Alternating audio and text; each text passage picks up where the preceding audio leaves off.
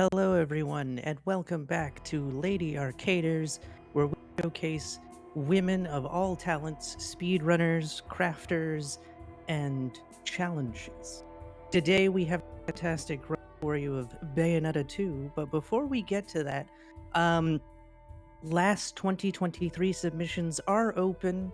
The submission period is until May 20th, and the event itself is in July 6th to 9th. So get your submissions in as soon as possible. And without any further ado, Variety, take it away. Yes, hello there. My name is A Variety Pack. Today we will be performing Bayonetta 2 80% Rosa Infinite Climax.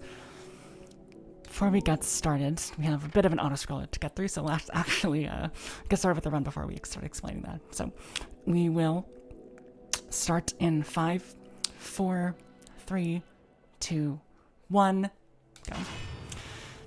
Alright. So, Rosa is an unlockable character in Bayonetta 2 who deals 3 times as much damage, which sounds great on paper, and indeed for the earlier difficulties of this game, be them easy, normal, or hard, that's quite the boon. It shaves down your time quite a bit. Unfortunately, there is the drawback where she also takes 3 times as much damage as well. This is a huge problem on Infinite Climax specifically, because it basically means that Rosa will 99% of the time die in one hit.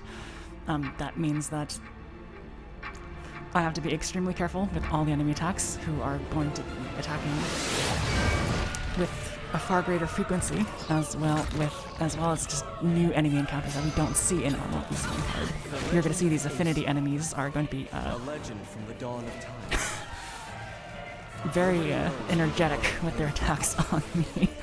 I'm not even going to bother messing with things here. There is technically a time-saving optimization that we may do here, where if we stand in the back of the arena, we can sort of jump on the affinity enemies, and that will save about 2 seconds-ish because of the decrease in the number of lag frames. But in an Infinite Climax run where your primary goal is simply to survive, that's not really going to be something that I'm going to be super worried about. There are ways to mitigate this. There are these candies that you can buy. There's red, purple, yellow, as well as green, and they all have different effects. The yellow ones are going to be the most important for Infinite Climax because it means that we get to be invincible for a short period of time. And that's going to be really helpful because, again, we do die in one hit, and there will be many times where we definitely would prefer wasting one of our candies as opposed to having to start a section over from the beginning. The first of those sections is actually coming up in the prologue. This is not the prologue, this is the Records of Time, which is just a lore dump that I'm not going to really bore you with. But once we get into the prologue, there's going to be a very long auto-scroller section, where if we die once, we have to start the entire auto-scroller again, which is terrible. It's really, really bad. I do have a backup save file in the event that I am not able to get past it, and the reason it's so difficult is because we don't have access to yellow candies yet. You get access to those in the first chapter, a chapter that we have not yet reached, so we need to be very careful in that prologue, and I probably will not be commentating anything too interesting there, just my reactions to what the enemies are throwing at me. Now, I'm noticing that you're getting hit here. Is there any reason why you weren't fighting back while in the suit? Well, I'm not going to be fighting here at all. The Records of Time is, like I said, basically your lore info dump for the game. It basically exists to give you an introduction to the controls, controlling movement, etc. However, for a speedrunner's purposes, you don't really need to do anything in here. It just serves to sort of add 3 minutes to our timer for no reason. We unfortunately have to do this though, because at the very end of the Records Time, which you're seeing now, we actually do have control. We can skip the cutscenes, so the community has determined that it is indeed required that we do have to do the Records of Time, because we do have some element of control. Alright. Well, that's convenient. It is. We are now entering the prologue, and I will do my best to not die. Basically, we're going to try to use punch, kick, punch combos to take out all of these introductory enemies here. And the game is going to show us what it means by Infinite Climax by giving us an enemy that we don't typically see on normal, easy, and hard. One of these enemies. Alright, we are past the first part of the auto-scroller, so we will have a checkpoint here from now on. This enemy is also not normal. I'm very glad I got the dodge. What I'm going to try to do is make sure that I get all the way to using my Umbra Climax attack, which I do not unfortunately get. And that means I die and have to start this all over from the beginning again. I will say, while we're doing this, that in the top left-hand side of the screen, you're going to see my magic bar go up, which is these little purple spheres that you're going to see be added every so often. Once I have a full magic bar, I can use the Umbra Climax, which basically lets me turn into gigantic mech, which is really useful because it makes it so that I can't actually die. The game will just not let me die. It'll save me at 1 health. In addition, it'll make it so that I have a ton more damage output. So resorting to that when things are getting rough is something that I definitely do lean on as we go. Alright, so that is the first 2 sections of the game. We now enter the dreaded auto-scroller segment, where I'm going to try my best to not die. If you are good at this game, I'm not the world record holder in this category, although I am the other ones for Rosa. If you are the world record holder and actually quite good, you actually do the fight as intended. You basically fight all the enemies that appear on screen, and you do this infinitely. However, I am bad, so I am going to simply leave one of these enemies alive. And it's a very easily dodgeable enemy as well. The reason for that is because the attacks are so easy to dodge that I want to leave this one enemy alive because it means that I don't have to dodge more difficult attacks later on and risk losing the auto-scroller segment. So I'm just going to be running back and forth here, which weirdly enough is relatively optimal. We do have to do it one more time, so hopefully we can get past this without taking too much damage. Dodge that attack. And we have one enemy left alive, which we're just going to hopefully just run away from until the end. There is the possibility that I do in fact get hit by the arrows, which would be really not good. Oh my gosh, okay, we're good. This segment of the autoscroller doesn't take as long, so as long as we are very vigilant in our dodging, we should be good to go. This is the end of the autoscroller segment. There's the dodge. Okay, we've made it past the autoscroller. We are good to go. If you do die in the middle of that third autoscroller segment, you do have to start from the beginning again, and that is just a huge waste of time.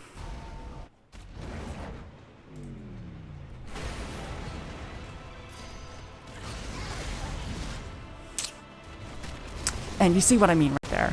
I was in my mech, so the game simply did not let me die, even though I definitely should have.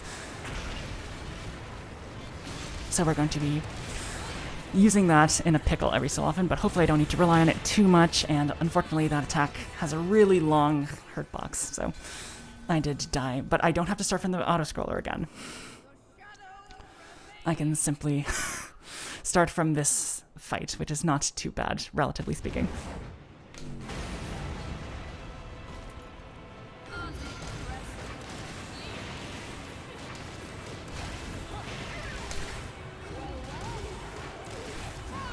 I should reiterate that enemies on Infinite Climax will actually move significantly faster than they normally would. This means that my dodge window is sort of implicitly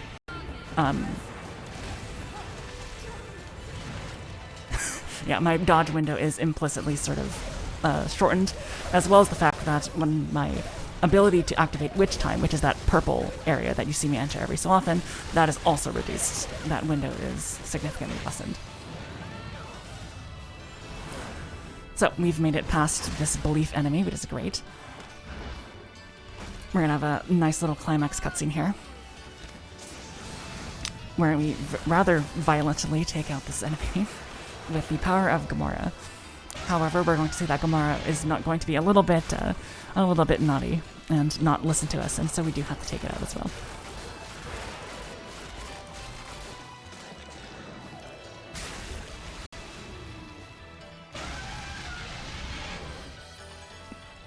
Gamora's attacks are also very fast, so we need to make sure that we're diligent with our dodging when need be, like that. Hopefully get ourselves up to the Umbran Climax that you see on the bottom of the screen, and take out as much as the enemy health before the second segment. Ideally, we can actually remove the entire health bar of this fight before we even get to segment 2. I'm on track for it, which is good. It's gonna be close. Okay, we should be good, which is fantastic. Yeah, so if you were playing on Bayonetta, for example, who does not do 3 times as much damage, you would actually have to brave the second segment of the fight. However, but because we are playing with Rosa, we are able to take out the entire health bar before we actually have to undertake the second segment, which is not technically more dangerous than the first in terms of how much damage you take. It is more dangerous, however, because I just personally find the hurt boxes of the attacks to be a little bit more difficult to see, simply because of the camera.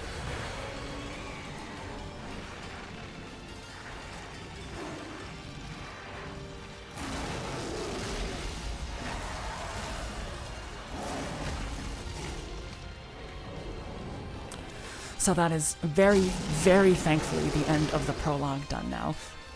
Honestly, that's the most dangerous part of the entire run, because you don't have access to any yellow candies. You can just be stuck there forever, which is why I think a lot of marathons do not like to accept this run. It can be slightly volatile, but now that we're able to purchase yellow candies from Chapter 1 onwards, we are going to be a lot safer as we go.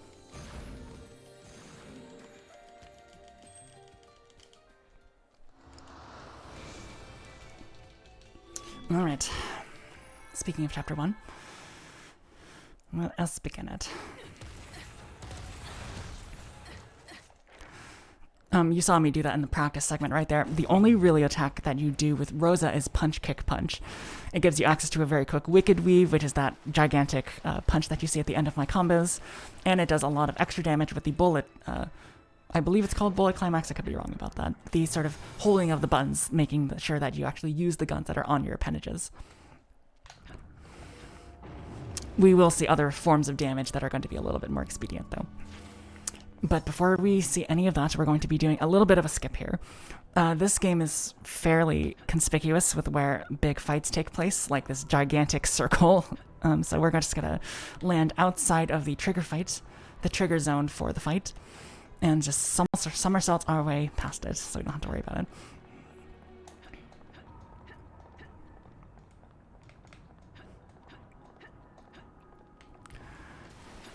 As we make our way to the next segment, we're going to be interrupted by a small cutscene telling us to go into the Gates of Hell, which is just a store, basically, run by the demon Rodon, and we're absolutely going to take it, because this is where we get all of our stuff. Now, the reason why the world record holder, Ace Krana, likes to actually do the fights as intended by the game in the prologue instead of dodging them like I did, is because it means that... Okay, we have enough, good. It means you have a lot more money to buy things. I prefer to be a little bit safer than Ace does, so I'm just going to be buying as much as I can, which includes yellow candies, like I said, as well as these red candies. Red candies increase your damage, and sometimes the best defense can be a good offense. So, for example, if you're in a situation where you need to end a fight very quickly, it can be really nice to just turn on a red candy and take out the rest of the fight.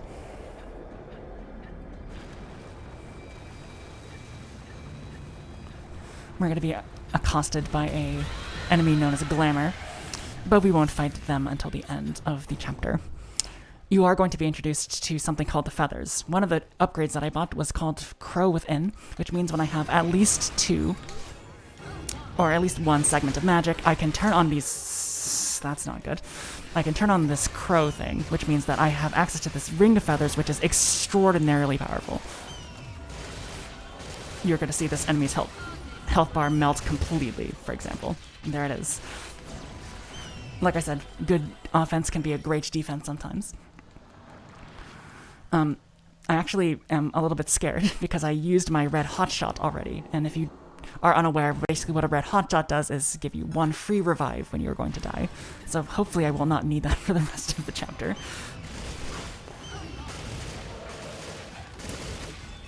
this is Valiance, but with our feathers, we are able to take that out pretty quickly.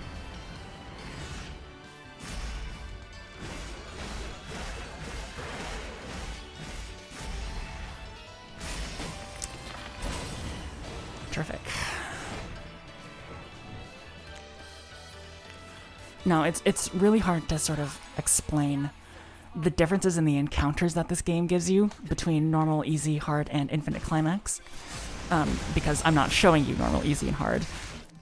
However, I will just have to say here that these enemies, for example, here, do not show up in a normal playthrough, so we do need to be a little bit careful because there will be differences in encounters, many of which are significantly harder than the normal versions. So just trust me when I say that, I guess.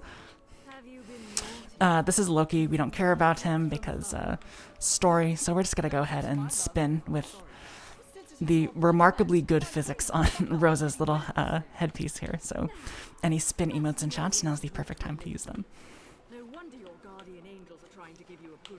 So I have a small question. Do you do the other difficulties as well, or are you specifically a climax runner?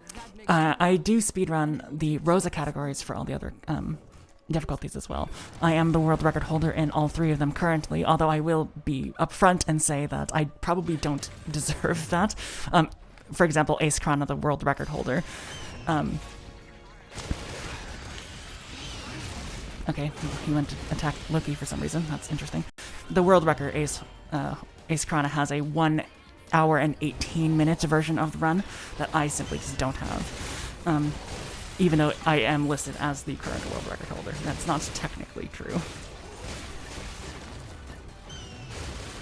Did you also play the Wii U version of the game as well, or did you start with the Switch? I started with the Switch. The vast majority of the runs that I do are on Switch.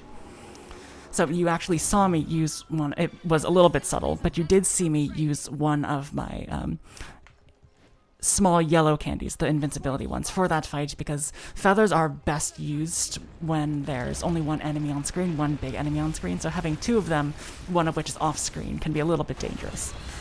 So this is Glimmer, that fight that we were talking about before. We didn't quite get what I wanted there. We also didn't get it there. Alright, that's what we want. We want to make sure that we dodge that first attack and get as much damage on Glamour with the feathers as we can. Unfortunately, I did not get exactly what we need, so we will have to do the second phase of the fight. But that should not be too difficult. Yeah, there we go. 1 entire ring of feathers, which basically gives you the attributes of contact damage for any other enemy in any other game, will in fact take out the second phase pretty quickly.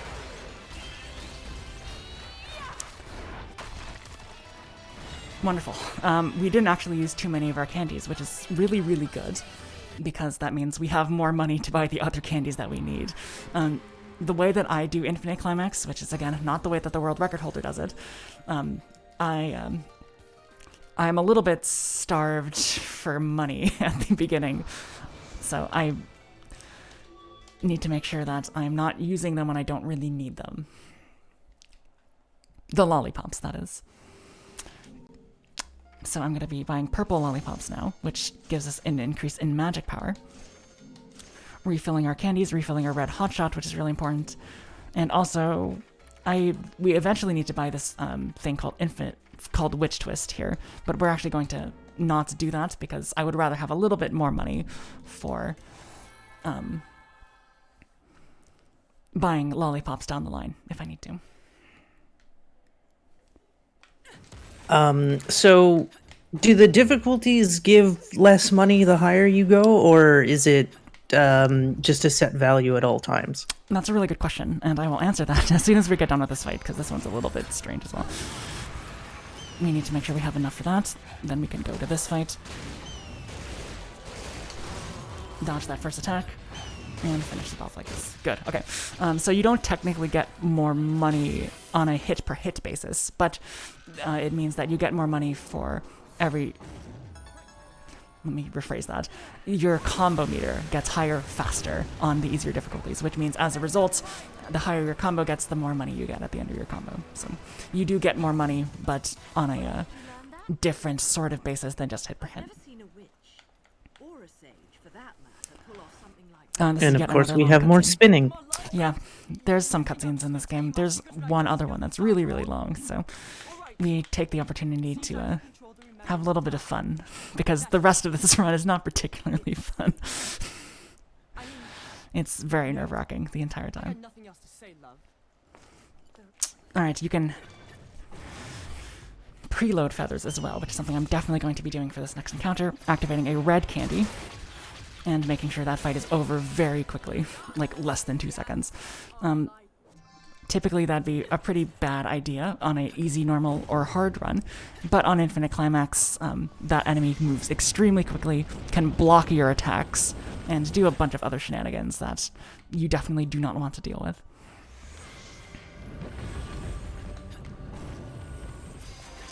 Speaking of which, here's another one. Alright, so we're going to turn into the Umbra Climax, so we sort of tank that one attack that would have killed us, and make sure that we can move on to the next fight. This is another fight against 2 of these bigger enemies, so I will be using a invincibility candy just to make it a little bit nicer.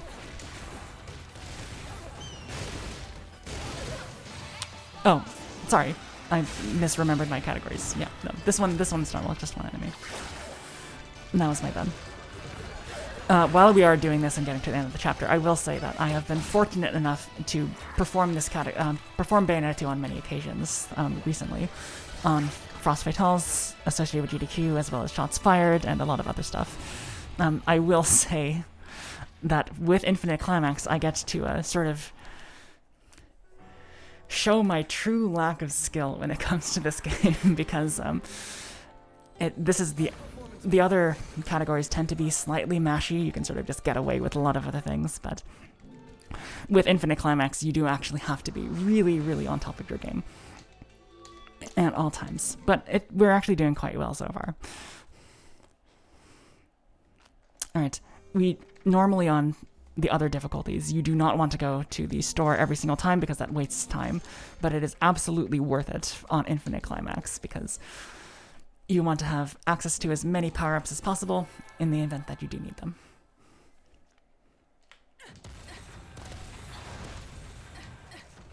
Alright, so this is not the prologue was not the only auto-scroller in the game. This is yet another one, and it is equally as terrible. This is, again, Glamour. You might remember Glamour from Chapter 1. But we have to fight a multitude of these now. On easy mode, I've said in other situations where you can actually forego activating Witch Time, which is to say you can forego dodging and activating Witch Time in an effort to be faster, because even though Witch Time is far more safe, it means you don't take any damage, and you can return a lot of damage to enemies. It has the sort of downside of wasting a little bit of time, because the environment also slows down. That is not a leisure that we have in Infinite Climax. We must dodge every single one of these attacks, or we will be in grave danger going into the further sections of this fight.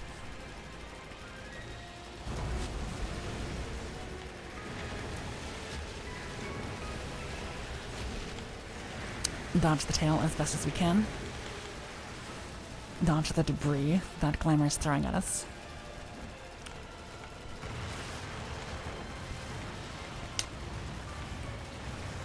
Yeah, so while we're doing this, I will sort of expand on that point that I just said at the end of Chapter 2, where this run, specifically Infinite Climax, is a very stressful run. That is, there's no doubt about that. It's very stressful at all times.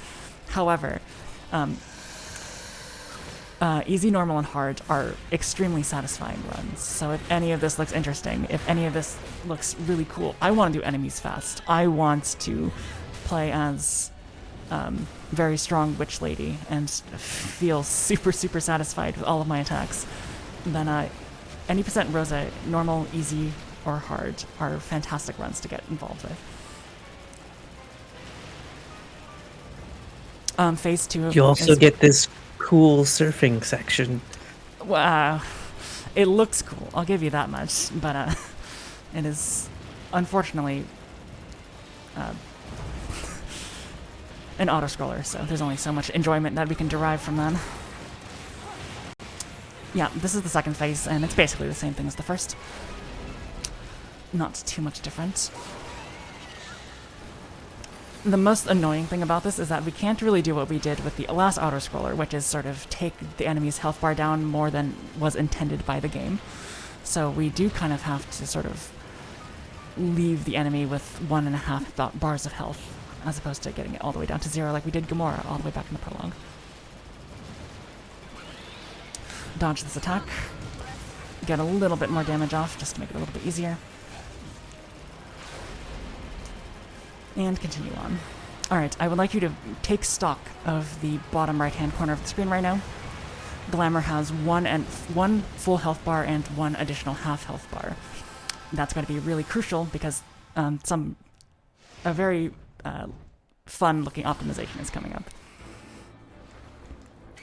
So, we are now tasked with fighting 3 of these Glamours at the same time. Kind of. They sort of come in waves.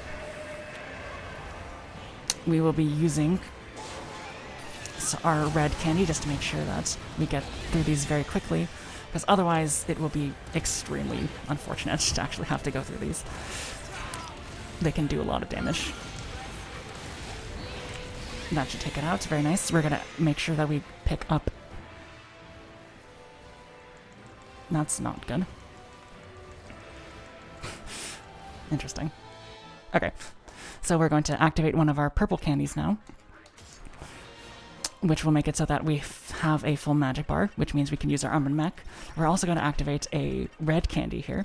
And do you remember how much health that boss had at the very end of the second phase? Well, by just mashing the shoot button as the Untitled Climax with a damage multiplier, it's all gone before we even have to actually do the final phase. So that's a really, really fun optimization that someone found accidentally. We didn't know that we could do a ton of extra damage on fights even before the health bar showed up. So it's glad that that exists, because that particular last Glamour has this thing where he can like sort of move throughout the environment in really weird ways. It's really hard to hit him sometimes, so it's really, really, really, really nice that we can just sort of take it out before we have to worry about it at all.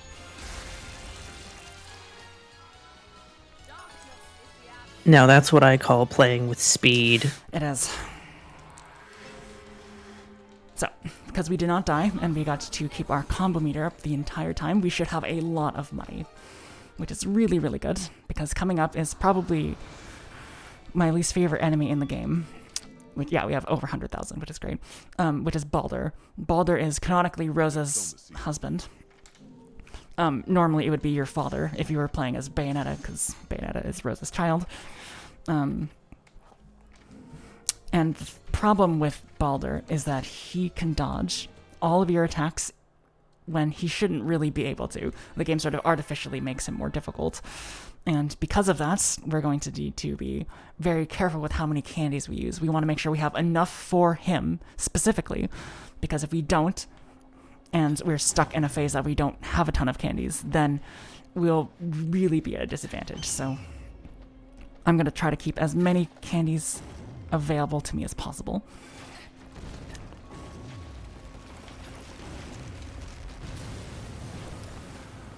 As we head through Chapter 4. It is not a too difficult chapter, besides the fight with Baldur at the end. So thankfully we don't have to use too many of our candies.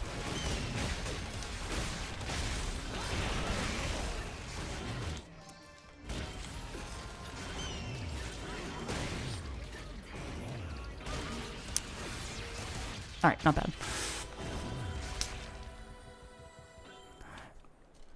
I think the hardest part about performing Infinite Climax as opposed to the other categories is because the fact that not only do you have to not die, which is extremely easy to do, mind you, you also have to be fast. So it's not enough to just be like, oh, I didn't die, I'm doing really well. You also have to be fast as well.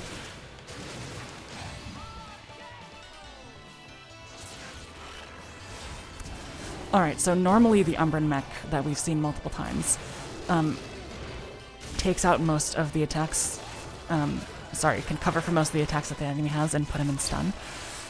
This is not the case with Baldur. Like I said, the game sort of unfairly makes it so that Baldur dodges a lot of attacks that he's not supposed to.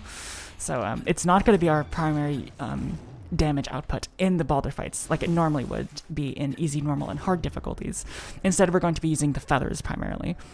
That will require some very careful dodging so that the feathers can actually have the opportunity to hit him. Because again, in the same way that he can dodge the mech, he can also dodge the feathers. Put on invincibility.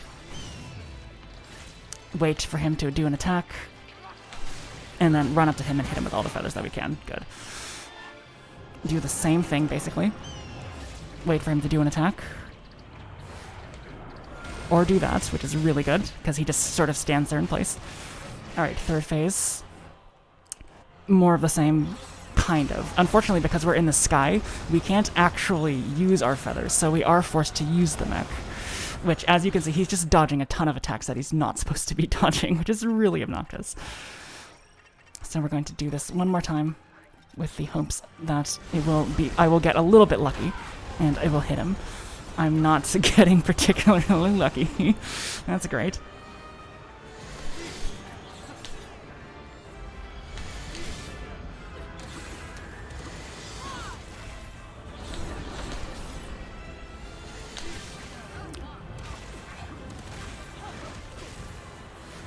Alright, that's good, because it means that he's gonna be seated for a little bit. I no longer have any invincibility candies, so we're gonna hope that we can get through the end of this phase. Close. Okay, we have Red Hotshot, which we're gonna use here. That's a good attack, because we can dodge it. Okay, no, that's the end. Yeah, this phase is not very fun. It would be different if we could use the feathers, but we don't have access to them. On account of being on the air, for some reason, the game does not let you use them. So we're going to try to do the same thing again. Dodge an attack, and use that to our advantage, that time that he's in there.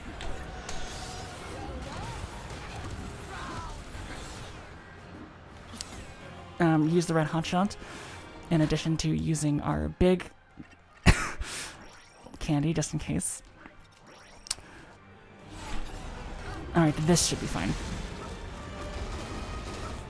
Or not. Is the game going to be mean? The game's still going to be mean. Very cool. Okay, now we can get to the end, which is just a giant fist fight against this guy, which is thankfully very easy to beat in comparison. Just mash the A button.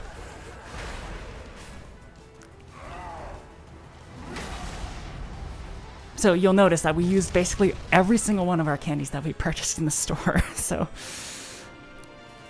we're going to be restocking all of those before we make it on to Chapter 5.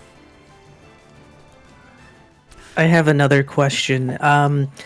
Say you don't use all your candies in a chapter, do they carry over to the next one, or is it everything gets reset per chapter? They do carry over, which is very, very nice. Unlike Bayonetta 3, that just released, unfortunately, you're only allotted a certain number that you can purchase from the store. So for example, I'm going to be purchasing 3 of each small candy and 1 of each big candy. You cannot purchase more than that, which is a bit of a hindrance for our strategies. In Bayonetta 3, you are allowed to purchase as many candies and items as you'd like. Unfortunately, we don't get that leisure here. That's unfortunate. Alright, Chapter 5 starts off with possibly the most poorly thought out transformation that we have. Snake within. Cobra within, excuse me. Basically, you want to mash the B button to go as fast as possible. However, you also have to move your control stick in the right direction, which is also coincidentally used with your right hand on a standard controller. So there are people who are really, really good at this game who can sort of claw grip and do both. I'm sort of do a hybrid way where I use both my thumb and my pointer finger.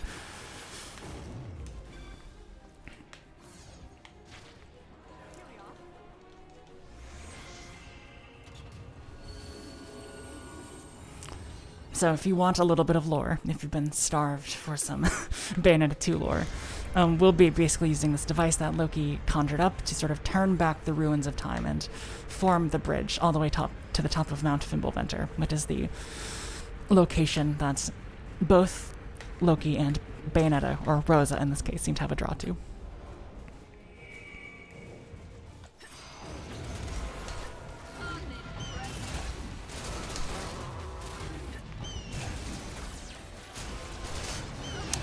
One of the items that we bought at the very first opportunity was called Hornet Within, which, if you've heard of Bat Within from Super Smash Bros. Ultimate or Super Smash Bros. 4, you'll recognize as an ability that sort of extends the dodge window that you have. It's really useful in this particular run for obvious reasons. The only downside of it is that if you actually get the Hornet Within timing, as opposed to your standard dodge window timing, you don't actually get to stay as the crow. You have to manually enter the crow form again, which can be a little bit slow if you're trying to go for the offense as a good defense sort of strategy. Are you sure? This is that really long cutscene I was talking about before, where we just have to walk up these stairs. Thankfully, you saw me do a little bit of a movement optimization there. Instead of having to start at the bottom of the stairs, we could do a little bit of a skip up a little bit of the flight, meaning that we don't have to wait as long at the top of the stairs before we get into the action again. Now I'm noticing that you're not walking on the stairs. Is that like, is there a benefit to that, or is that just a preference? Yeah, optimally, if you're walking on the edge of the stairs, you can make it to the sort of loading zone of the next fight easily, which means that Loki will also get there faster. If Loki gets to that area, then the next fight triggers, so we try to expedite that process by making sure that Rosa is as close to the trigger as possible as well. It's not like that. If that's all you know, that's all the sense you need. This next fight is on top of a giant sphere, and it's really not good. Enemies will just sometimes not spawn when they're supposed to. Something about this arena makes it really not as well programmed, I guess I'll say.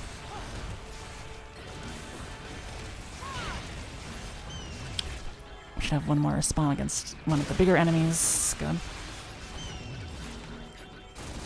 There he is. Dodge that attack, otherwise I would have died. And finish the rest of the fight. Good.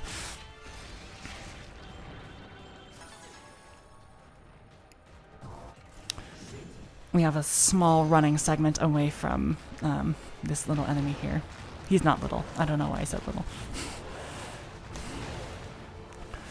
There is an optimal way that one of the primary glitch hunters in the Bayonetta 2 community... Oh, I died. Awesome. I don't think I've ever died there before. That's fun. Yeah, one of the primary glitch hunters in the community found, if you do this thing where you jump and hold the jump button perfectly as you make your way up this staircase, you can save 1 second by not having to dodge at all. That's really, really dangerous on Infinite Climax, so we will not be doing that. In fact, it's typically not even very safe to go for normally, but because they spent so long trying to find that 1 second optimization in their own personal runs, they always go for it.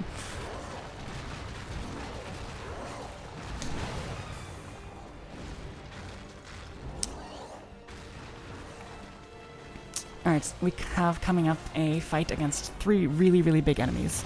So we will definitely be using our invincibility candies as well as our power-up candies, just to make sure we have both good defense and good offense.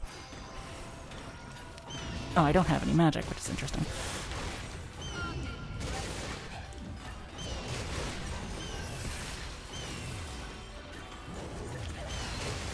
That third enemy just spawned. And we can go and take him out. Ideally. Okay, hold on. I'm going to be a little bit safe here and use my final...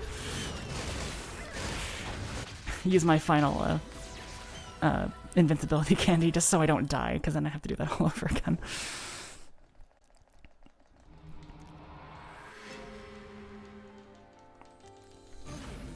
Yeah, I got a stone medal because I died.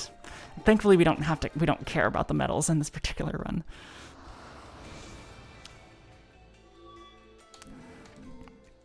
Chapter 6 is very strange. It's theoretically quite easy.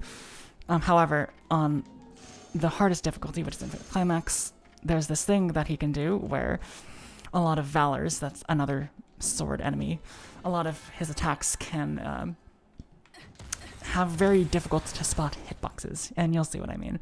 There is a way around it. We can sort of do a punch, kick, punch, stun lock, but on Infinite Climax, getting that is actually quite difficult. This one lasts a little bit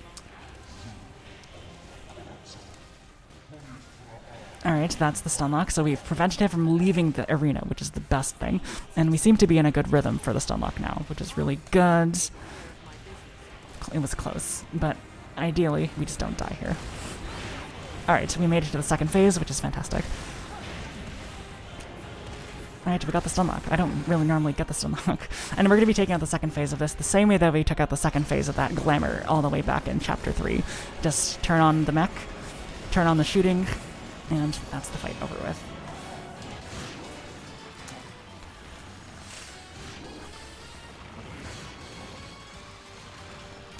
This climax cutscene is rather long. Unfortunately, you can skip some of the cutscenes after fights like this. You cannot skip this one in particular, and some other ones that meet this criteria. When the sort of results screen of how well the fight went comes after the cutscene. So since we haven't seen that screen yet, we're sort of forced to just watch this.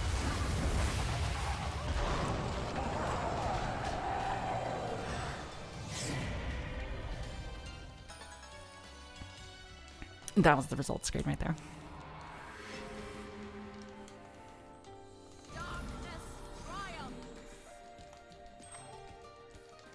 Alright. Move on to Chapter 7, and even though I didn't use basically any candies, I'm still going to go to the shop and waste about 20 seconds buying some extra candies, because we'll take what we can get with this run. I'm just going to confirm also that I have indeed purchased Infinite Witch Twist. Good, because we're going to need it for the chapter coming after that. So, the first part of Chapter 7 involves fighting a very, very large manta ray enemy known as Insidious. And very much like the prologue, if you die in any of the phases of Insidious, you have to start the entire fight from the beginning again. Which is awful, so I'm going to be very careful and use as many dodge as many times as I need to, even though it may not actually be optimal.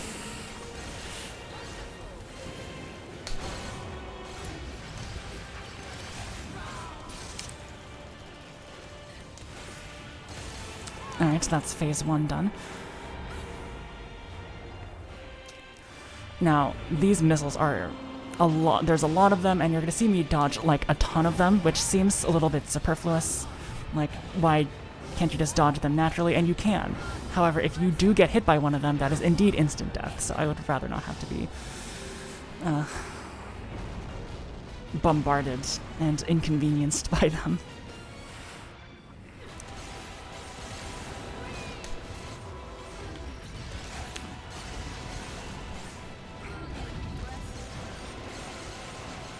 Alright, that's the second phase done, which is really good. Third phase incoming. Dodge the missiles yet again, so we don't have to worry about them. Luckily, there's only one pack of them this time, so we don't have to consistently use Witch Time. And here we get the third phase.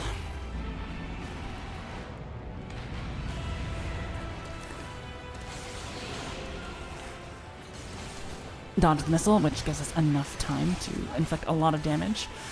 Thankfully, that ends the fight very quickly, so we are now done with the auto-scroller, in quote-unquote auto-scroller part.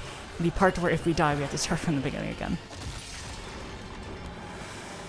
Now, if you thought that the chapter was over because we beat a giant enemy, unfortunately this is not the case. We do have yet another fight against Baldur, which we're going to be doing in the same way as we did before. Luckily, we don't have a phase for this Baldur fight that involves just being in the air, so we do have the opportunity to do the dodge one attack and use the feathers combo that we did in the first 2 phases of the last time we fought him.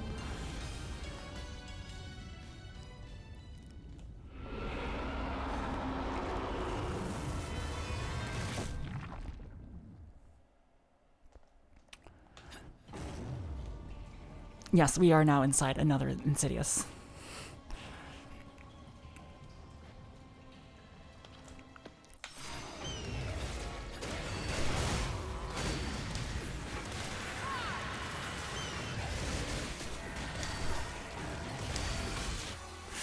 I don't like dying there. That's really not good.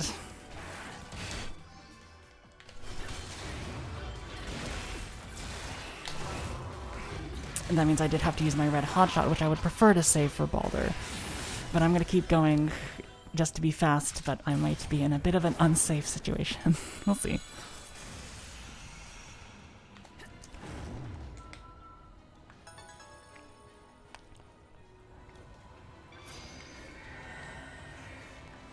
Alright, here we have our fight against Baldur, which we're going to sort of prep for by using our candies now. Alright, so activate feathers, wait for an attack to dodge. Okay, second phase. Same thing. Okay, third phase, hopefully the same thing.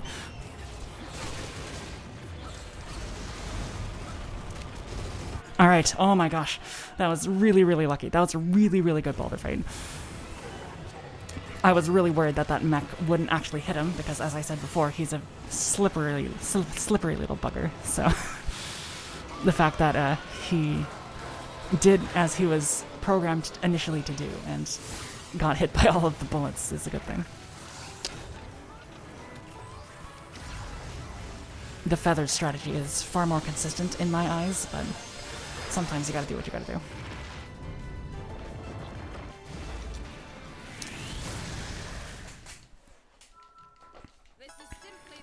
Alright, the beginning of Chapter 8 does something that all of the difficulties do. It's called Infinite Witch Twist. Basically, Infinite Witch Twist is a ability that lets you shoot high up into the air after using a bit of a grounded spin. And you can actually cancel it into itself, which means theoretically you could get infinite height. In practice that doesn't work because there's a limit to the ceiling in all of these areas, but we're going to be using it to skip a fight and a rather lengthy segment of running. I will need to focus on that slightly because it's rather difficult.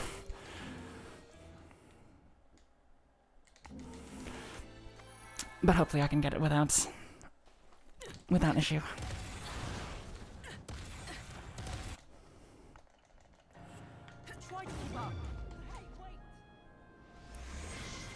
So that golden waterfall that you see all the way back here, that's where we're going.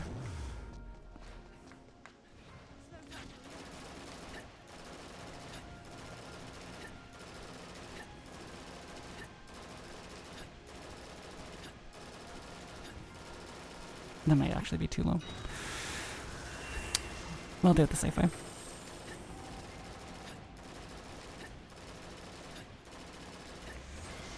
Very nice.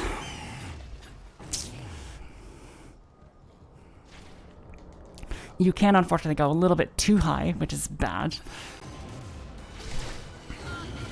Alright, so that enemy, this is Gollum, if you might remember him from Bayonetta 1. He just did this really obnoxious thing that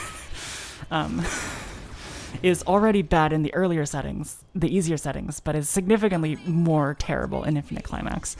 That move where he shoots a bunch of lasers at you has like a frame 7 to like frame 10 attack window, which is just barely within the bounds of human reaction time.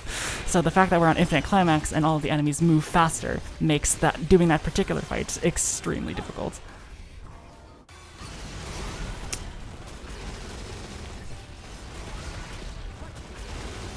Nice. Those two enemies are those sword enemies that I was mentioning before that can sort of block your attacks and be really fast. So having one full charge of the mech is able to take them out. Take them both out without too much issue.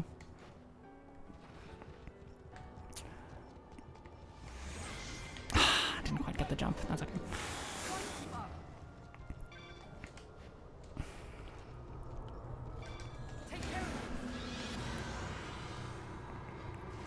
We're going to want to avoid these darker crystals that we see along these paths, simply because they give you like a little "congratulations, you got a thing" text, which we clearly do not need as speedrunners.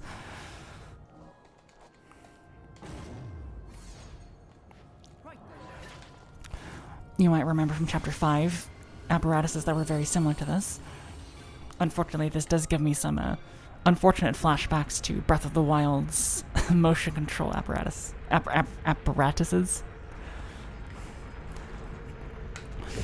And like I said before, this game is pretty conspicuous with its big fight clearings, of which this is another, so we're just gonna jump around it and not have to deal with it.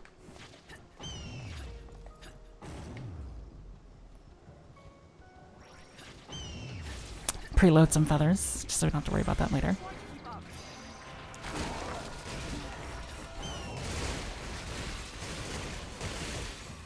Alright, good fight.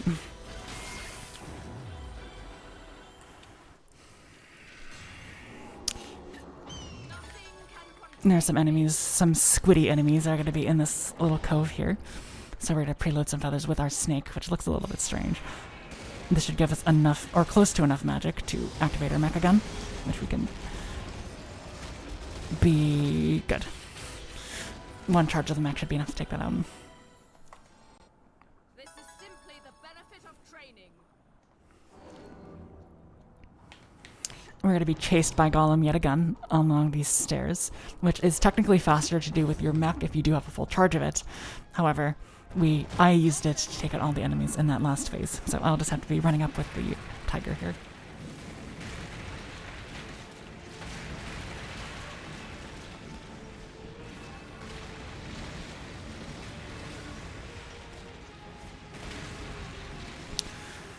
Now, coming up is a fight against 3 enemies known as Resentment. They're really terrible.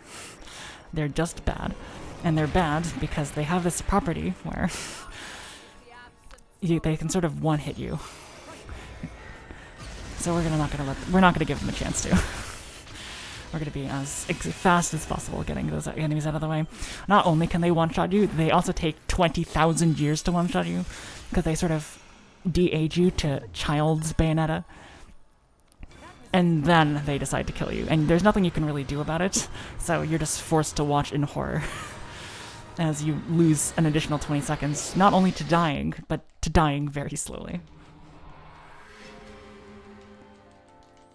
Performance might make the back page classified. I have a question about the feathers. Are they on a timer, or is it till they're used It's that till they they're stick used. around? Yeah. Which can be really helpful if you need to preload them for a segment that's coming up. If you have the time, you might as well get the preloading out of the way. Good question. Make sure we fill up on candies again. We still have a red hotshot, and I'm gonna buy... I think I'm gonna buy moon pearls, actually. I think I've decided those are more useful than buying witch hearts. Moon pearls basically give you an extra little bit of magic, which can be really useful when you have an excess of magic, but you also want to still have enough to use feathers. So getting 2 moon pearls can really make a difference if you need to both use the mech and the feathers in one fight consecutively.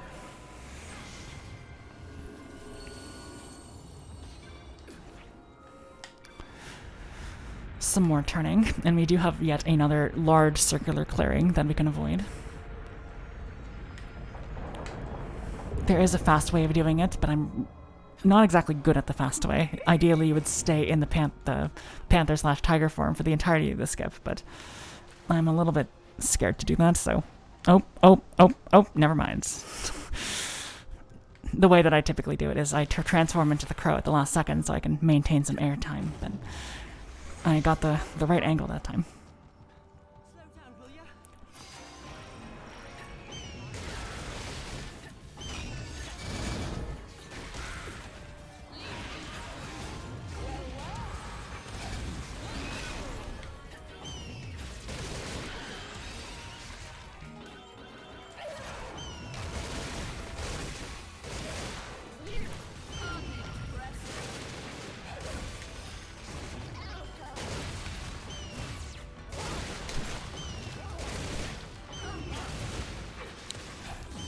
Yeah, every single one of those very fast attacks are death, so I apologize for not talking during the duration of that fight. It's just a little bit precarious. The benefit of training. Not bad. So we do have, after the fight against, what's his name, Golem here, which we're going to take out in a very similar way to what we did before.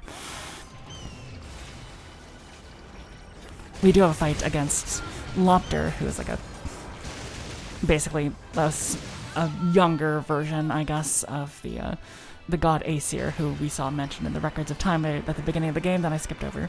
But thankfully, he is a little bit more open to getting hit by the mech. He's not like Baldur in the sense that he'll dodge literally every single one of your attacks.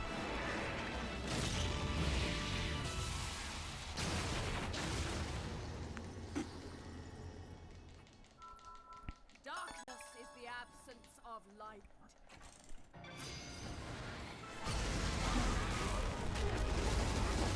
Yeah, he's definitely more receptive to it than Baldur is. Which is really nice, because any fights that take place while you're flying are really hard because you don't get access to the feathers. This is slight foreshadowing, and I'll just spoil it. The final fight of the game does take place while you're floating, so we don't have access to the feathers, which is quite scary.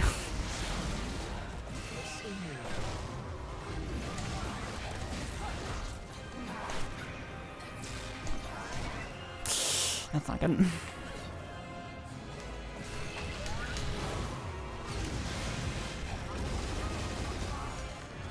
Okay. That was pretty close to failing, and I would have had to start over again, but luckily he decided to take the hits second time.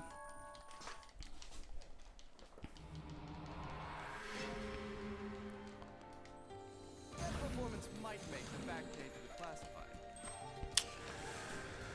Alright, very good. So, Chapter 9 is called The Depths. And as the name sort of implies, we are now officially in Hell, or Inferno, as the game likes to call it. So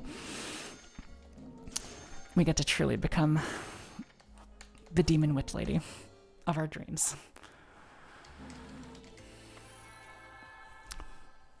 Unfortunately, this place is peppered with very difficult enemies, so we do have to be slightly cautious of that.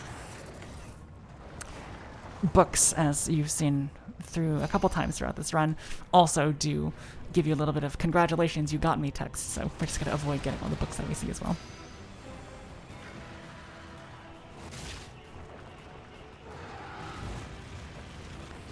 We get a very strange segment here where we just sort of dodge a bunch of centipedes. Not exactly sure why they added this, but it's fun, I suppose.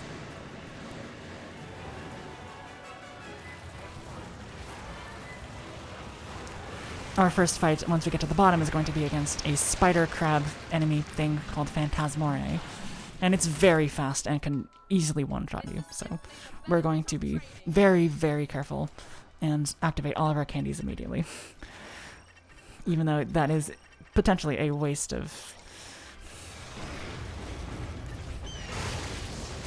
candies since we need to use them later. It's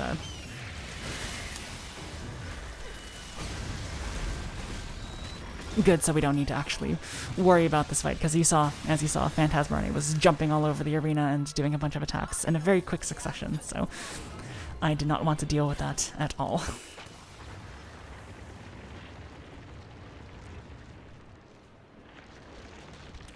These tendrils here are going to serve as our bridges, I suppose, to other segments of Inferno. Try to avoid this book here. Nice.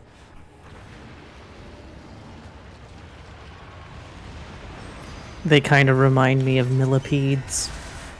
I think it's supposed to be a not a reference, that's not the right word, but it's supposed to harken back to those centipedes that we saw at the very beginning of Hell. So that beam that the Resentment just shot at me, that was the turn you into a child beam. Thankfully, once you activate your Umbran mech, you are impervious to it, so I armored through it using that little ability that I have.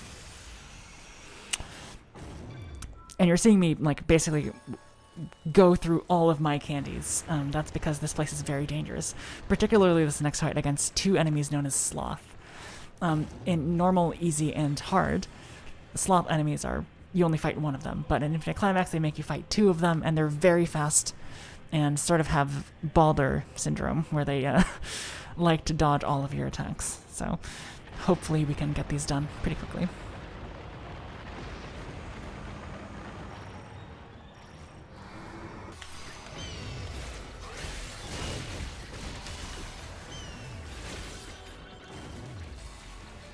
Yeah, I'm trying to chase after him with my feathers. He's dodging them.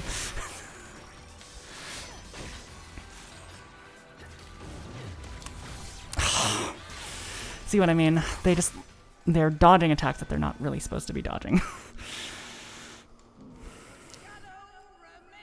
Luckily, when you die, you do not have to, you do get access to those candies that you did not have before, so. Sorry, you do have access to the candies that you did use during the fight again, so it's not horrible. We can just try again.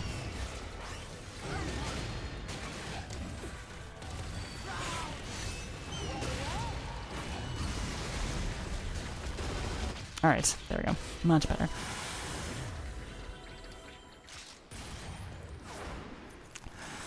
So coming up is a fight that takes place with Rodon. Not against him, thankfully, because Rodon is very powerful. It is a fight with Rodon. Now, typically in normal, easy, and hard difficulties, you would actually have a hand in fighting alongside Rodon. This is supposed to be this really cool moment where you've seen him built up so long. Unfortunately, we're going to because we're playing on Infinite Climax, we're going to use the property of his, like, incredible strength and sort of just let him do the fight for us. There are so many enemies that try to land on this Insidious enemy here, so we're just going to let him do the fight. If we try to engage, it's very, very dangerous. So we're going to utilize the fact that he can take enemies out in one hit to our advantage and to sort of watch the fight in the background. It is extremely slow. It would indeed be way faster if we actually took part in doing the fight more consistently, unlike just me picking up stragglers like I am now. But it's very dangerous, so it is a little bit better to just let him do it if you're a little at all worried, which I certainly am.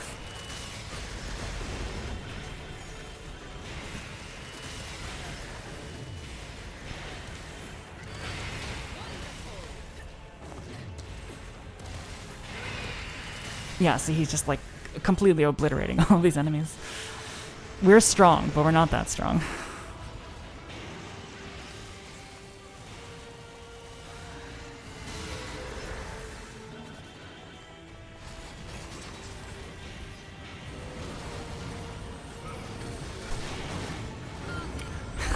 One of them tried to hit me. And one of them did hit me, so I need to make sure that I'm running away from all these enemies. Why is Rodon not fighting them? Okay. Oof. That was very close.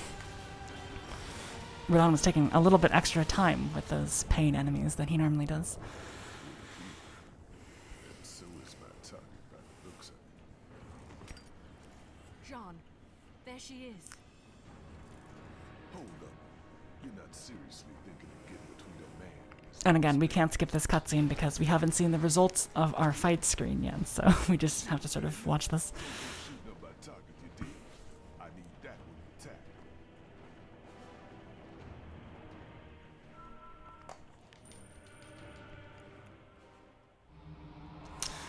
Alright. Not that bad, I guess. We have a lot of money, so I am no longer concerned about spending too much money on candies. We're just going to be using all of it now.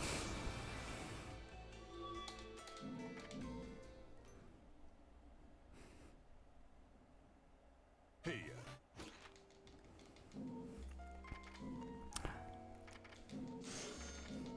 And from now on out, I'm going to try not to use any of my big candies, because despite the fact that you can't purchase more than one of them, if you have more than one in your inventory already, you can still find more of them in the world and add those to your collection. So I'm going to want to have as many candies as I possibly can for the final fight. Here's Alran, who is a plant demons thing. I'm not exactly sure.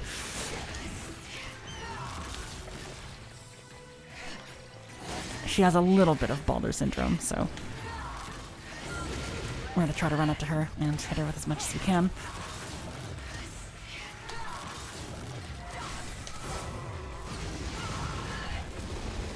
Yeah, see, she should not be dodging all those attacks. This is not good.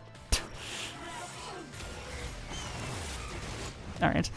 Phase 2 is actually significantly easier, believe it or not, because of the fact that since she's now such a big target, all of your attacks hit her, so getting past phase 1 is the most difficult part. The classic, the bigger they are, the harder they fall. Maybe not harder, but the easier they fall, indeed. And so we're just gonna feathers all the rest of these phases. Good.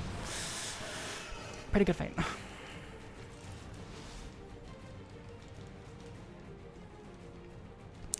Now, interestingly, she's actually on hard mode. She's probably the hardest because she can still take out a significant chunk of your health, and on the second phase, it's extremely fast. So it's a little bit easier on Infinite Climax than it is hard mode, at least I personally find. Alright, this chapter is called the Lumen Sage, which, you know, means that we might be fighting Baldur again, and you would be correct in assuming that. This is our final fight against Baldur, thankfully, but I'm very scared of it, so I will be purchasing a lot of things in preparation. Luckily, there is no point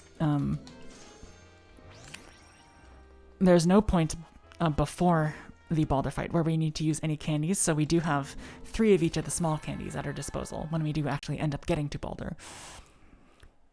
And we will be using the dodge feather strategy again, but not before we do this very strange riding segment with Diomedes here.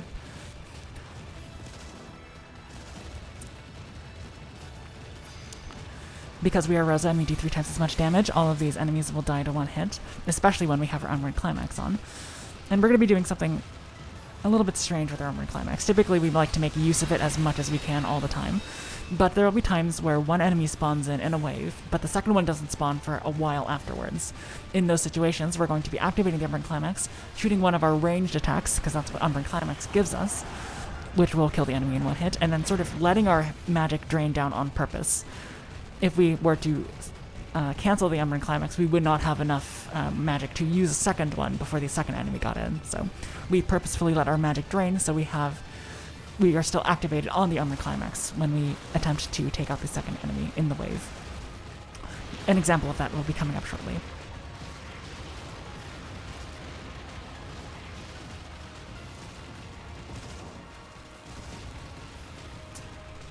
So for example, here's one pain enemy, and we'll take him out with an Umbra Climax, but there's no other enemy yet, so we're going to let our magic drain out on purpose until we get to see the second enemy.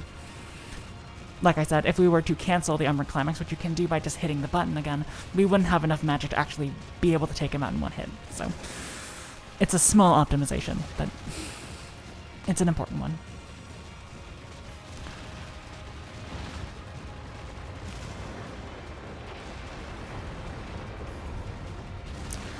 We have some spine fragments that we need to dodge here.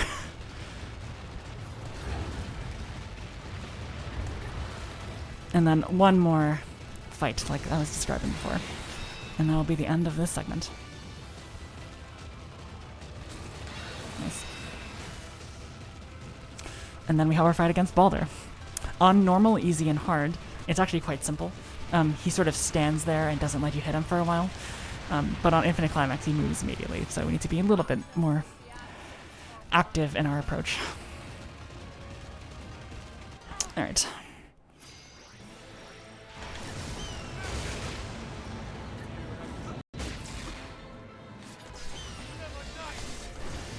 Again, same general approach, dodge and attack.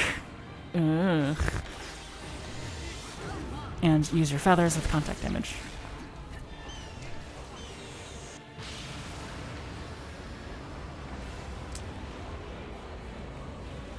Let's see how fast we can do phase 2.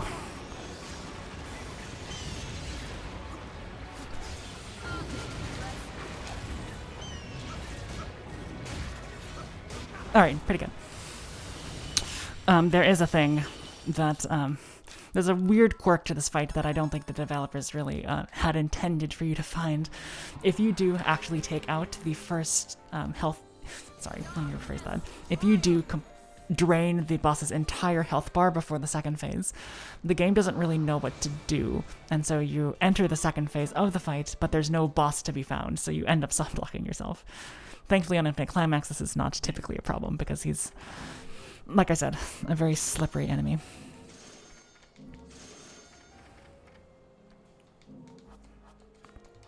Alright, let's push on.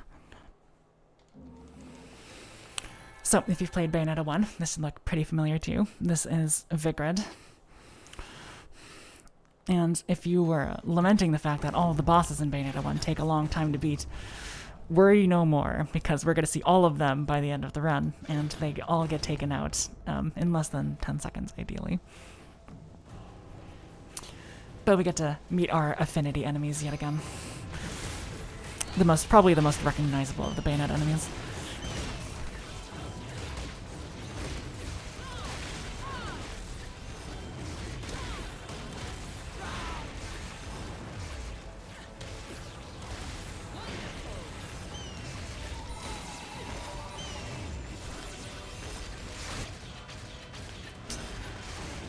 I don't like the fact that we don't have magic, so I'm actually going to use one of those, even though it's a little bit ill-advised. The reason for that is because, ideally, you just take out this entire boss's health bar in one go. That was very close. Okay, we're good. Because he stands away from you most of the time, it's better to take out as soon as possible, because it's not easy to get damage on him when he's flying off doing his I'm a big bad boss little animations. Unfortunately, this does mean I'm down one instance of a purple candy, so hopefully that doesn't come to bite me as we push on through the rest of the chapter. Interesting. That door should have opened. If anyone's a big fan of big lasers, we get a couple of them to get to dodge here.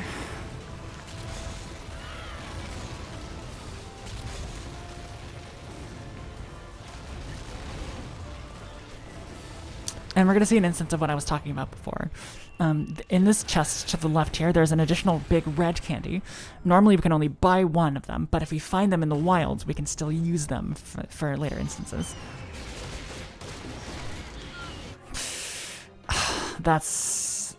I'm actually going to take the death here. That seems really foolish of me, but I would rather have my hotshot for later in the run.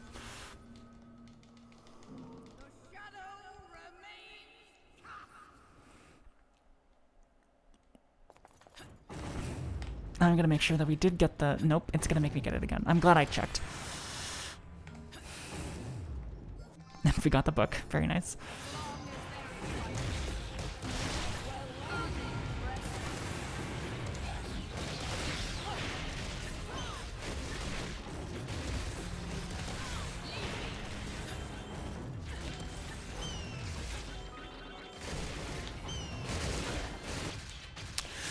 Alright, besides the fact that we died, that was a pretty decent fight.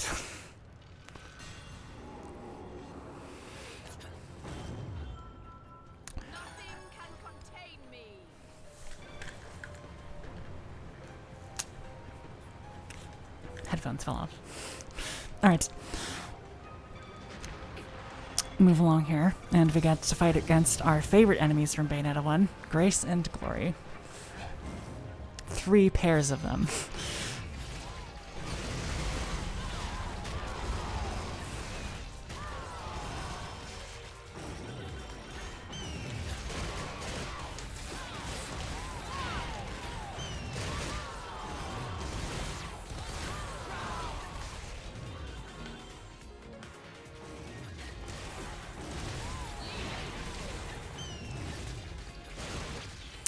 Yeah, they're very dangerous.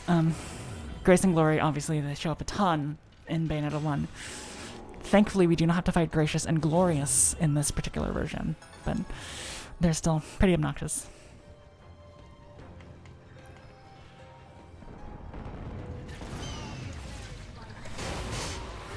We have a fight against a hand here, which we can just sort of contact damage our way out of. There is a free little bit of... At least there typically is. They didn't seem to get it this time. There can be a random drop of magic that can be really useful for the upcoming fights. We didn't quite get it this time, but that's okay. Use our slow down witch time speed to make our way over to the edge of this bridge. And then we get to fight the hands again. 2 of them this time. Very exciting.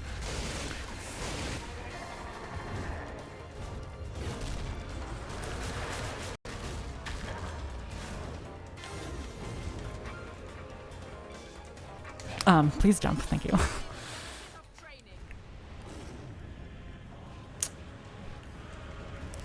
Alright, there's a little fight that takes place on this clearing here, so we're going to avoid it by jumping.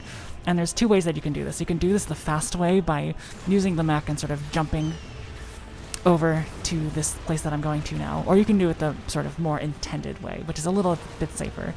And for the purpose of a showcase, I'm just going to do it the safer way. There's also another big purple candy here, which I will be saving until the end of the game for the final fight against Aesir. And we'll be finishing off the chapter with feathers and a red candy, which seems like overkill, but no, this enemy has a ton of health. Good.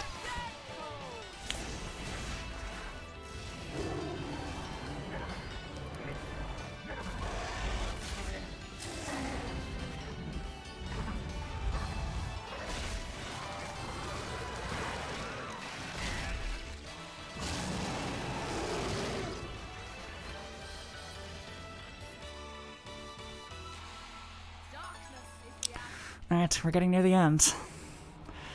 Which is great, because I thought we'd be probably still on the the prologue. It turns out that I didn't need to actually use that red hotshot for the rest of the chapter like I thought I might, but it was a good insurance policy.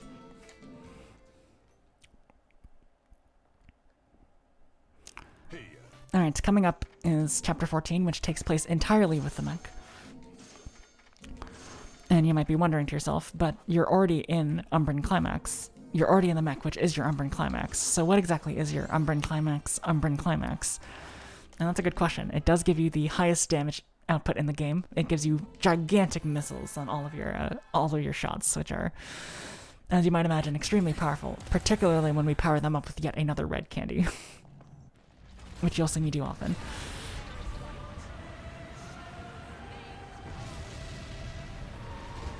So you've been upgrading your health now a couple of times in these last couple of chapters. Does that help with not getting one-shotted by enemies? That is a great question. Thank you for bringing it up. So yes, normally you just die in one hit, right? There are a lot of enemies, though, that will hit you for smaller amounts of damage. Are you kidding me? That's not good.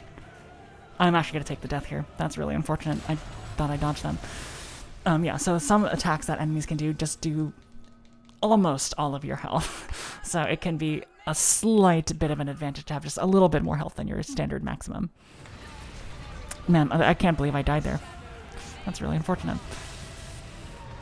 It happens. It's Infinite Climax.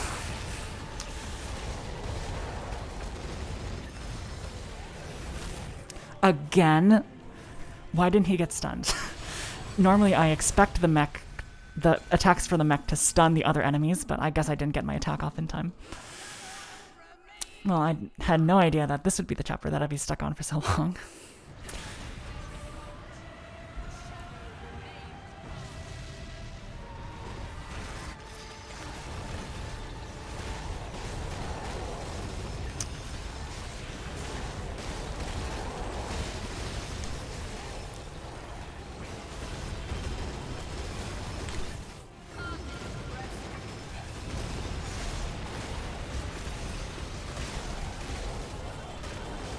There we go. Ugh. And obviously I could have used my red hotshot and probably not wasted so much time, but there's a lot of very dangerous fights coming up, so I'd rather save it for that.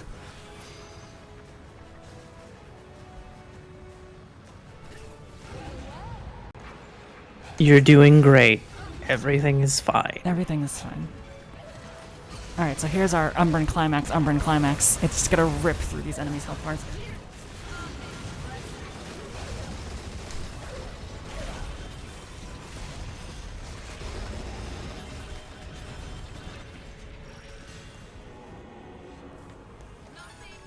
Alright, so I'm gonna need to hope for a little bit of RNG for this next fight against Sypentia, who is the water boss from Bayonetta 1 that I absolutely despise.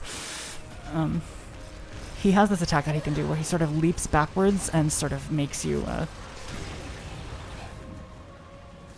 follow him, which obviously just wastes a ton of time, so ideally we don't have to see that come to play. I'm gonna get these chests here, which contain a couple more candies, just in case I need them. And start praying.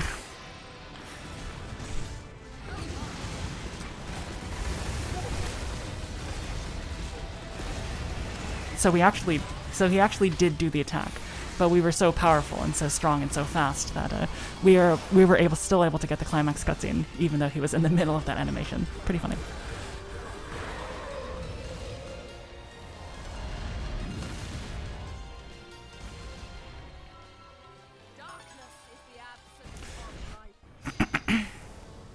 Alright, we still have a fight against this enemy called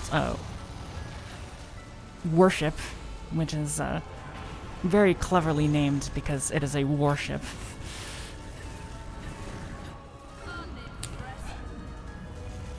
And we're just going to be taking out health bars.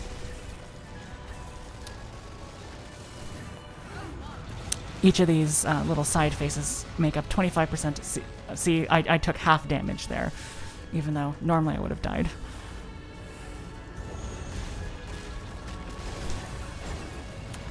Yeah, so each of these faces on each side make up 25% of the boss's overall health bar, which basically should serve as like the shield protectors. That hit me. I'll use the red hot shot here. It might be worth it. Alright. Like, very surprised that hit me. But whatever. Who cares? We have a lot of purple candies left, so we're going to go ahead and use them for the next fight against Istisha. And like I said, you're going to watch all of these bosses from Bayonetta 1 crumble rather quickly.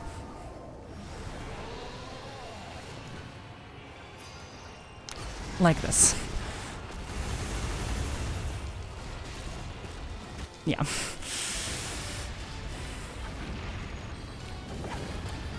Ironically, that's actually a faster takeout that we do for that fight in Infinite Climax than it is for easy, normal, and hard.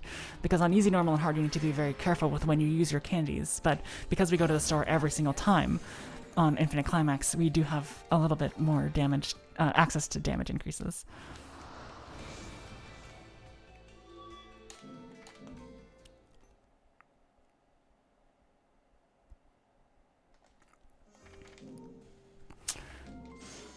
As you can see, we have quite the bit of money now, so I'm not super concerned about much.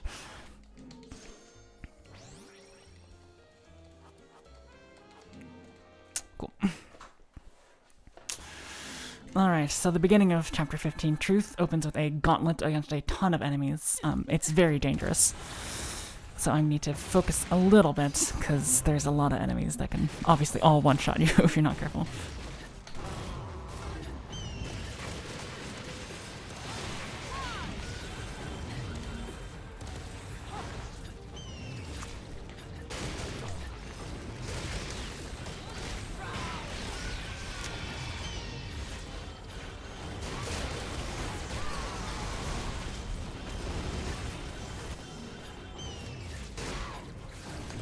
I don't know where he is. He leapt away from me.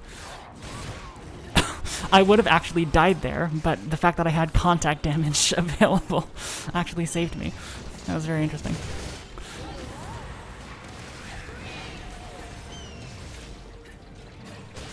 That did hit me, though. I did not dodge at the right time. That's fine.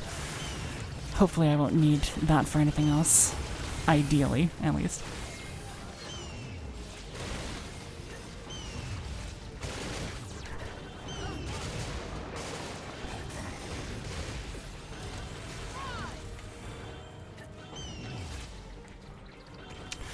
Just need to wait for this final enemy here, and we'll be on our way. Good.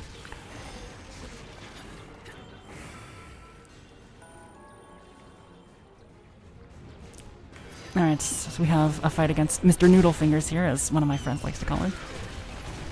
That's not good. I probably should have used an invincibility candy there. That was my bad. We did not get to see his noodle fingers, though. He was a little bit too aggressive.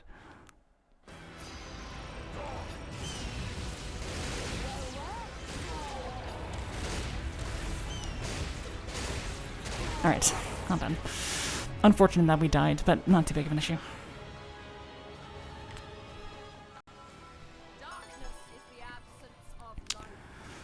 And then if you're familiar with the opening scene to Bayonetta 1, this will look very familiar to you. This is the place where we do the records of time in that game.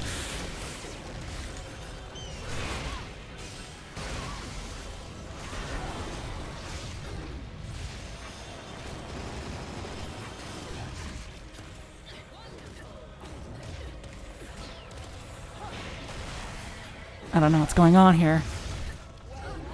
Okay, that was very close to just not working at all. Huh. That was pretty scary, actually. Alright, so coming up is against a fight against what looks like Loki, but it's like Lopter in kid form. Don't worry about the lore. And we're going to basically do the same thing that we've been doing before. Just see if you can get feathers off after a dodge attack.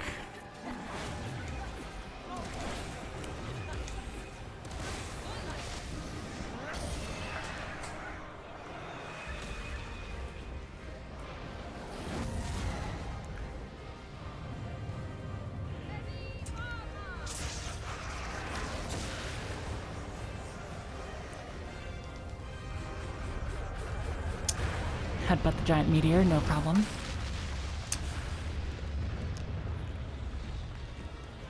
And hopefully finish this fight off pretty quickly.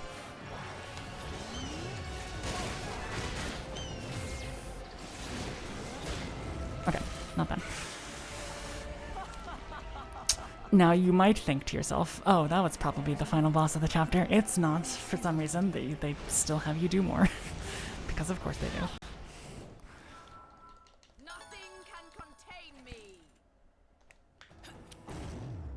And we're gonna go ahead and get a bit of a secret little collectible here. Ideally, I would not have lost my red hot shot, but there's an extra one up there, so we don't actually have to go and buy it.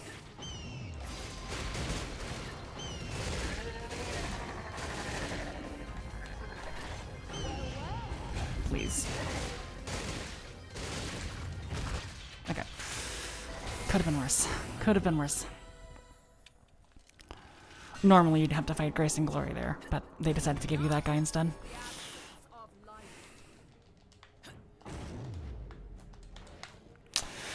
Okay, and we make our way to the final chapter of the game. That performance might make the backdated and classified.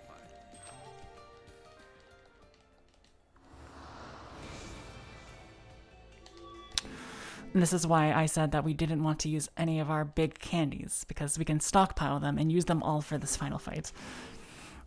That being the case, we're actually going to use all of our small candies in the earlier phase, which you'll see coming up soon. It's a bit of a weird phase, but get this just in case. And get a little bit of extra magic power.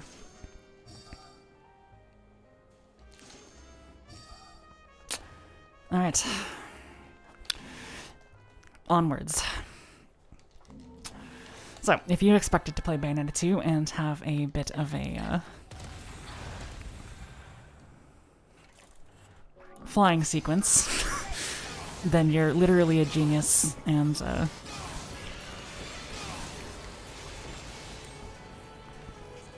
you should write Bayonetta 4. So we're currently on top of the plane with Baldur as well. You normally would not get this with Bayonetta, but since we're playing the secret chapter, we get a little bit of a secret character here as well. Baldur has access to the sword, which is a little bit more close quarters than what Rosa's weapons are. However, the reason why we're going to be using Baldur's charge attack here is because it actually lets us build up magic a little bit easier. And these enemies can be really obnoxious, so we're going to try to take them out as fast as possible. Nice. You'll see that we're actually using all of our candies in the bottom left there. It's really important because we don't want to spend any time fighting the bosses. They're very dangerous. Sorry, what was that? If I remember correctly, if you're playing as Bayonetta and using the Fox McCloud costume, you're actually riding an R-Wing. You are, that is correct. We actually see that in the speedrun if you do the Bayonetta 2 run. Sorry, the Bayonetta run as opposed to the Rosa run. That being because when you do the Bayonetta fight, when you do the fight as Bayonetta playing... I'm trying to concentrate here, my bad. I'll take out this enemy and then I'll try to say what I've been trying to say. Alright, when you do the Bayonetta 2 run, it is optimal to actually get the Fox costume because most of the damage output that you do, your highest DPS is using the is actually using your guns and holding down the button. And you get an additional damage output. You get additional bullets when you use the Fox McCloud costume. So when you do Bayonetta runs as opposed to Rosa or Jean runs, then getting the Fox costume is actually indeed optimal.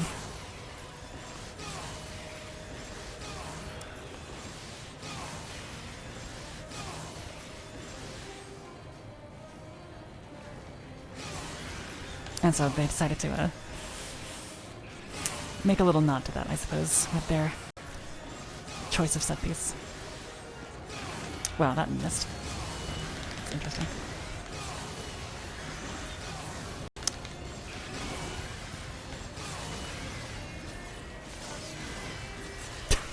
That took way longer than it needed to. Fine, whatever. Alright, so we get to see Insidious one more time. Giant manta ray friend.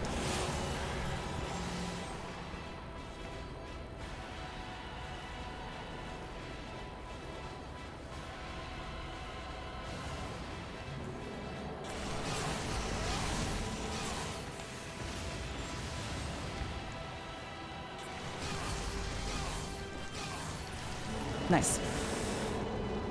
Hopefully we're going to get an additional bar of magic by the time we do this little fake out that the game does, where Insidious isn't actually dead, but I'm not counting on it, so thankfully we still have some small candies to make use of.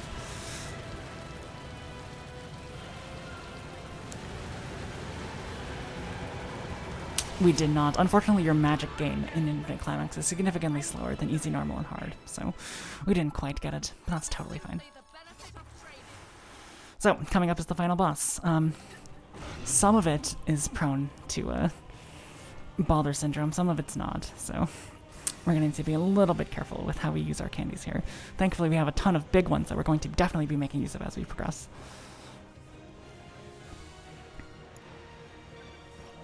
Do that. Go in here, and we're actually going to start replacing the candies that we had before. No. Come on now, Variety. Alright, this should be good enough for phase 1. Yeah, he moves very fast in Infinite Climax.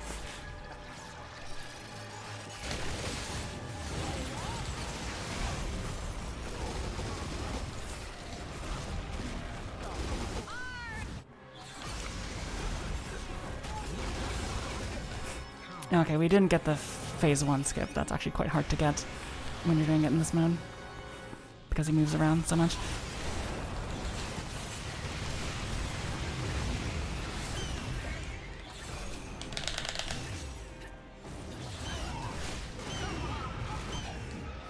Alright, so we're in the final, well, I guess second to final phase now, so we're going to want to be a little bit judicious with how we use our candies.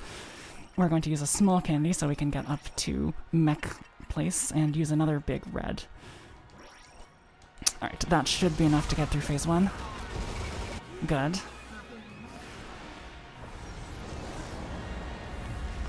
Phase 2 is hopefully going to be more of the same, but again, he likes to dodge a lot, so I will be doing a little praying to RNG here.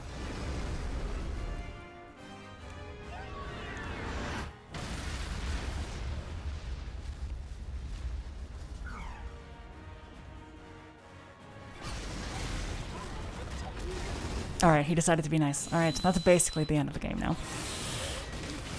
And we make our way to the credits. Thankfully, we have so many big candies that it's not a huge issue to fight the final boss with all the sort of preparations that we have, but he does move very fast and he can dodge a lot of your attacks, so I'm glad that we got to get to the end of this fight without dying. That would have having to do that again would have not been very fun.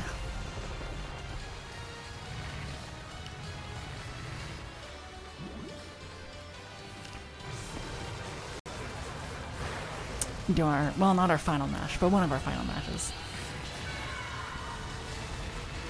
And if you remember at the end of Bayonetta 1, there was this really obnoxious sequence where we had to sort of control Jubileus as she sort of tumbled her way towards the sun.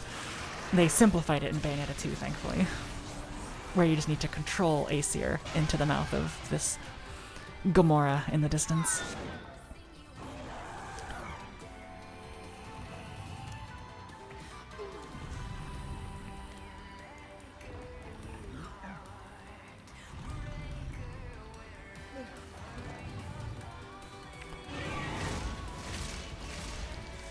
Alright, this is our final match. Alright, that's the end of Chapter 16. But unfortunately, not the end of the run. Much in the same way that we have control in the Records of Time, where there's technically nothing else for us to do, we do still have control in the credits. So the community has determined that we actually need to play through the credits. So we're just gonna let that play out. And sorry, go ahead. Chat has a small question. What is your favorite Bayonetta? I'm still partial to this one. Bayonetta 3, despite how much criticism I got for its story, I quite enjoy the combat system, so I'm okay. I'm comfortable saying that Bayonetta 2 is followed by Bayonetta 3, followed by Bayonetta 1. I find, if I can be slightly critical, I find Bayonetta 1 a little bit inaccessible at times. If everyone who's played it will remember the fact that there's these really, really quick time events that you have like a split second to actually do properly. In addition to them punishing you for using lollipops, it's not my favorite of the Bayonetta games, so I'm glad they've iterated on it in positive ways in 2 and 3. Nice. So yeah, while we're going through the credits and waiting for things to get wrapped up, yes, I've been a Variety Pack. Thank you very much for allowing me to showcase this off. Like I said, it often does not get accepted to marathons and the like because of its inherently sort of